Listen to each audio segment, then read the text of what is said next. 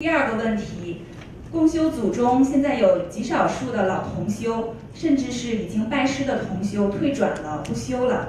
有的师兄认为我们不应该放任他们不管，要积极做他们的工作，把他们拉回来。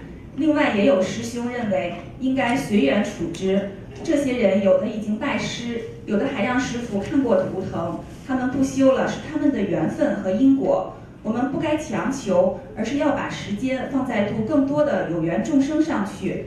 这两种意见哪种对呢？请师父开示。两种都对，又要不要放弃老的，又要不断的去度新的。好了，一定要度新的就把老的放弃，一定要救老的就不去度新的。傻姑娘，不开智慧啊！待会儿留下来好好念心经。谢谢师父。